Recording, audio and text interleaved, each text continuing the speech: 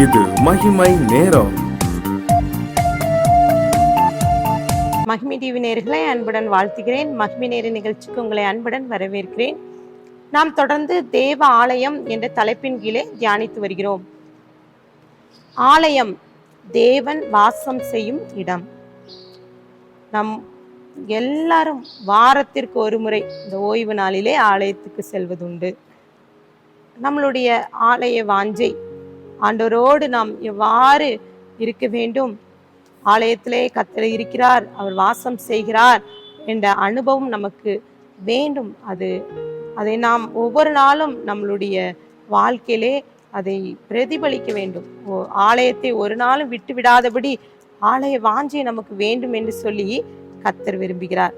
இன்றைக்கும் அநேக புத்தகங்களில் தீர்க்கதரிசிகள் பேசியிருக்கிறார்கள். பாருங்க, யோவேல் தீர்க்கதரிசி சொல்கிறார், யோவேல் 1:14 குறிப்பிடப்பட்டு இருக்குது, பரிசுத்த உபவாச நாளை நியமிங்கள், விசேஷித்த ஆசரிப்பை கூறுங்கள், மூப்பரையும் உங்கள் தேவனாகிய கர்த்தரின் ஆலயத்திலே கூட்டி வர செய்து கர்த்தரை நோக்கி கூப்பிடுங்கள் என்று சொல்லி குறிப்பிடப்பட்டிருக்கிறது. அப்போ மூப்பரையும் உங்கள் தேவனுடைய ஆலயத்தில் கூட்டி கொண்டு வாருங்கள். ஏசாயா தீர்க்கதரிசி கூறியிருக்கிறார் 38:20, கர்த்தர் என்னை இரட்சிக்க வந்தார், ஆகையால் எங்கள் ஜீவனாலெல்லாம் கர்த்தருடைய ஆலயத்திலே என் கீத வாத்தியங்களை வாசித்து பாடுவோம் என்று எழுதி வைத்தான். இங்கே ஏசாயா தீர்க்கதரிசி எழுதி வைக்கிறான். எரேமியா தீர்க்கதரிசி சொல்கிறார் 34:15, நீங்களோ இந்நாளிலே மனம் திரும்பி அவனவன் தன் அயலானுக்கு விடுதலையாக்க கூறின விஷயத்தில் என் பார்வைக்கு செம்மையானதை செய்து என் நாமம் தரிக்கப்பட்ட ஆலயத்திலே இதற்காக என் முகத்துக்கு முன் உடன்படிக்கை பண்ணியிருந்தீர்கள் என்று சொல்லி குறிப்பிடுகிறார். ஆலயம், இந்த வேதாகமத்துல ஆலயத்தை குறித்து அநேக இடங்கள்ல குறிப்பிடப்பட்டு இருக்கிறது. கர்த்தருடைய உடன்படிக்கை பெட்டி, இஸ்ரவேல் ஜனங்கள் அவர்கள் ஆலயம் கட்டுவதற்கு முன்பதாக அவர்கள் எவ்வாறு ஆண்டவரை தொழுது கொண்டார்கள், எப்படி பலி செலுத்தினார்கள், எவ்வளவேனும் ஆண்டு சமூகத்திலே இருந்தார்கள் என்பதை குறித்து அவர் மேக ஸ்தம்பமாகவும் அக்னி ஸ்தம்பமாகவும் அவர் இடைப்பட்டார். அவர் வானத்திலிருந்து மன்னாவை கொடுக்கும்போது அவருடைய நாமம் அவங்க விளங்கியது என்று சொல்லிதான் அநேக இடங்கள்ல பார்க்கிறோம்.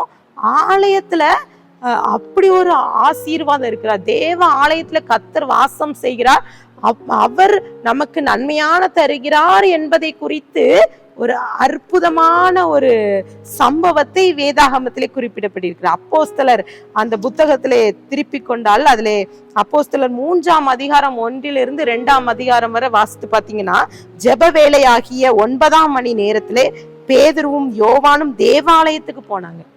அவர்கள் அப்பொழுது தங்கள் தாயின் வயிற்றிலிருந்து சப்பானியே பிறந்த ஒரு மனுஷன் சுமந்து கொண்டு வந்தார்கள். தேவ ஆலயத்துல பிரவேசிக்கிறவர்களிடத்திலே பிச்சை கேட்கும்படி நாடோறும் அவனை அலங்கார வாசல் எனப்பட்ட தேவ ஆலய வாசல் அண்டையிலே வைப்பார்கள் என்று சொல்லி அங்கே குறிப்பிடப்பட்ட பாருங்க, அங்க பிச்சை எடுப்பதற்காக ஒரு மனிதன் அலங்கார வாசல்ல வைக்கப்படுகிறான். அந்த சம்பவம் நமக்கு தெரியும். அங்க பேதுருவும் யோவானும் அங்க போறாங்க. பாருங்க, அவங்க 2 பேரும் போய் நிக்கிறாங்க. அவன் பிச்சை கேட்கிறான். அப்போ பேதுரு யோவானை நீ என்ன உச்சி பாரு அப்படின்னு சொல்றான். அப்போ அவனும் ஏதாவது ஒரு ஒண்ணு கிடைக்குமான்னு சொல்லிட்டு பார்க்கும்போது அவன் சொல்றான், பொண்ணும் வெள்ளியான்ட்ட இல்ல, ஆனா நான் உனக்கு ஒண்ணு தருவேன், நசராயனாகிய இயேசுவின் நாமத்தினால எழும்பி நட என்று சொல்லு. உடனே அவன் எழும்பி துள்ளி குதித்து எழும்பி நடக்கிறான். பாருங்க, அங்க நடந்த சம்பவம் பாருங்க. அவன் கைகளை பிடிச்சு அவனை தூக்கி விடுறாங்க. உடனே அவனுடைய கால்களும் கரடுகளும் பலன் கொண்டது. பிறவியிலே அவன் கால் ஊனமா இருந்தது. இப்போ ஜனங்கள்லாம் ஆச்சரியமா பாக்குறாங்க. அலங்கார வாசல்ல இருந்த ஒரு முடவன் அவன் நடந்து போறாண்டு. இவ்வளவு பெரிய ஆச்சரியமான காரியம் பாருங்க. இதுவரைக்கும் அவனை சுமந்து கொண்டு வந்தவங்க அவனுக்கு அற்புதம் நடக்கணும்னு நினைக்கவே இல்லை. அந்த வீட்டார் அவனை ஒரு பணத்துக்காக தான் அவன் அங்க போய் உட்கார்ந்து அவனுக்கு 4 சம்பாதிக்கலாம்னு சொல்லிட்டு வைத்தாங்க. அவன் ஜெபிக்கல. அந்த அலங்கார வாசல்ல அமர்ந்திருந்த முடவன் ஜெபிக்கல, வேதத்தை வாசிக்கல, அவன் எனக்கு விடுதலை வேணும்னு ஒண்ணு கூட கேட்கல. அவன் ஏதாவது ஒண்ணு கிடைக்குமா, பிச்சை கிடைக்குமா, பணம் கிடைக்குமான்னு தான் வந்து ஆலயத்துல வந்து இருந்தான். ஆனால் அங்கே பாருங்க, அங்க அவனுக்கு அவ்வளோ ஒரு அற்புதம். அவன் குதித்தெழுந்து நின்று நடந்தான். நடந்து குதித்து தேவனை துதித்து கொண்டு அவர்களோட கூட தேவ ஆலயத்துக்குள் பிரவேசித்தான். எவ்வளோ பெரிய கிருபை! ஆண்டவர் சமூகத்துல வந்து நிற்பது எவ்வளோ பெரிய மகிழ்ச்சி!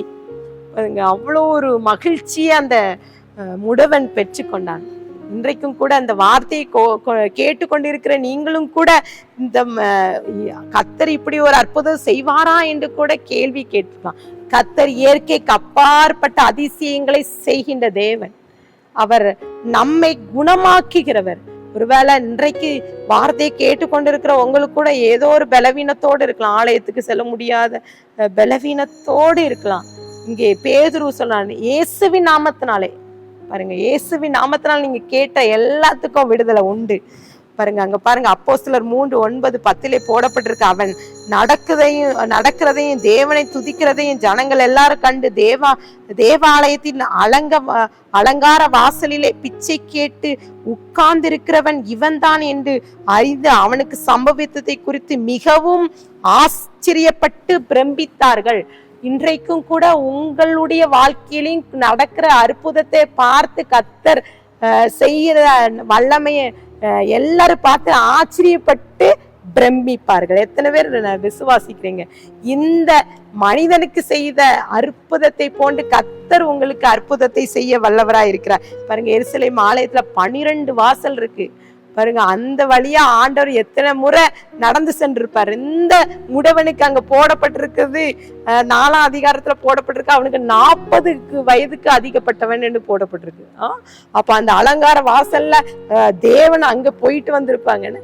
அவர் இங்க பேதுரு யோவானோ அவங்க 2 ஆண்டவர் மரித்து உயிர்த்தெழுந்த அதன் பின்பதாக பெந்தேகோஸ்து நாள் அனுபவத்துக்கு பிறகுதான் இந்த சம்பவம் நடக்குது.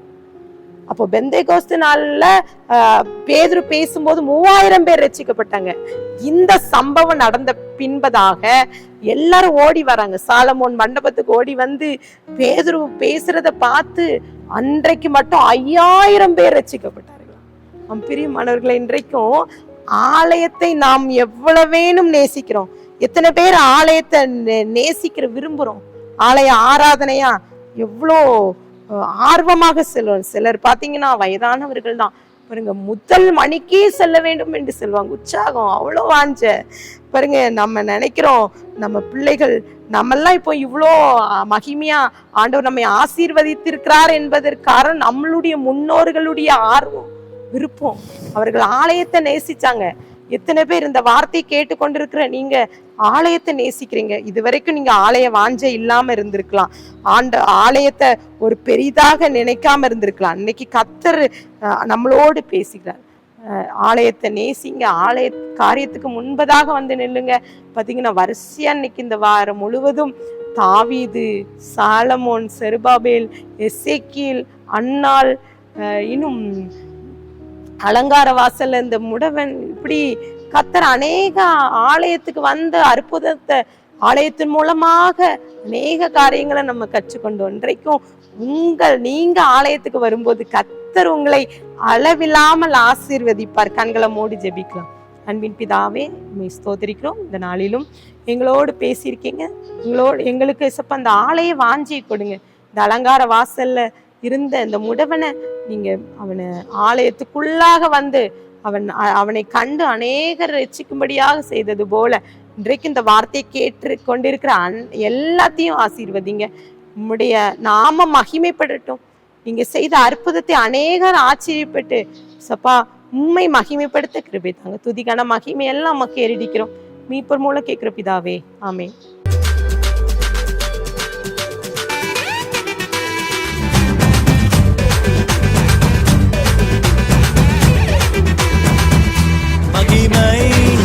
மகிமை